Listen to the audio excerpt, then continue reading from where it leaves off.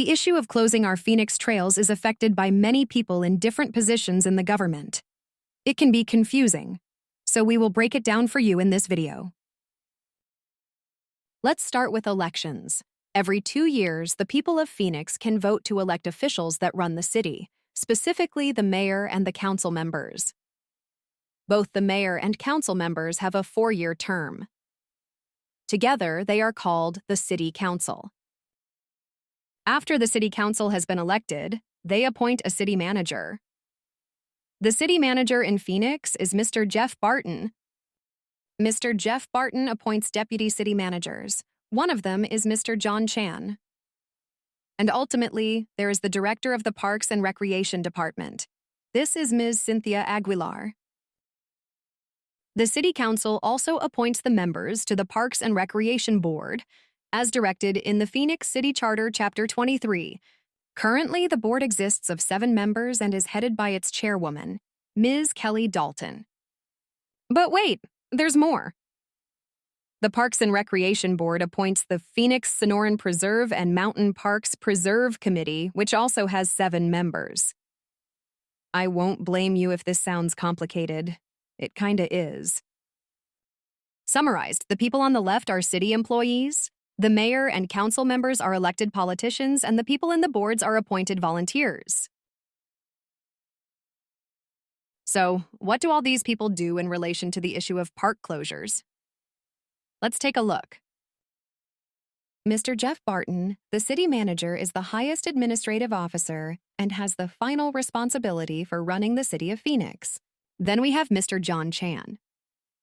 One of his responsibilities is to provide strategic oversight to ensure that departments are ran in line with the overall city objectives. Ms. Cynthia Aguilar is responsible for the day-to-day management of the Parks and Recreation Department and implements the policies set for the department.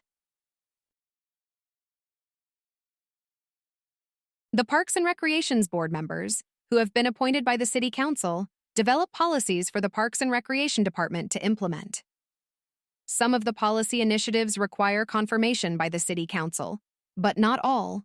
Under the authority granted to them by the City Council, the Parks Board has full authority to set the operating policies of the parks, which include restrictions and park hours. The Phoenix Sonoran Preserve and Mountain Parks Preserve Committee propose policies for the mountain preserves to the Parks and Recreation Board, but they do not have any decision-making authority. Last but not least, there is the City Council, the only people who were elected instead of appointed. The City Council can influence the Parks Board by appointing members, setting the budget, and creating ordinances. However, the City Council does not provide oversight over the Parks and Recreation Board, but could put pressure on the board. Where does that leave us? 7. Unelected people with no or limited relevant outdoor recreation knowledge are allowed to make far-reaching decisions that impact the lives of millions of Valley residents, without formal oversight or City Council approval. Does this sound logical to you? Yeah, we don't like it either. We want to see a change in the City Charter, Chapter 23, to ensure that every Parks and Recreation Board decision that impact access to the park system is approved by the City Council. This is the only way that the residents of Phoenix can hold their elected official accountable.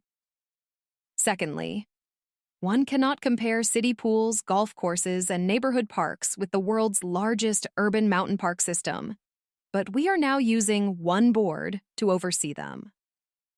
We believe that a dedicated board needs to be created, which oversees the mountain park systems and is made up of people with relevant expertise and experience.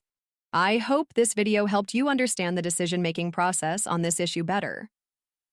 For more information, visit our website on keepphoenixtrailsopen.org. See you on the trails!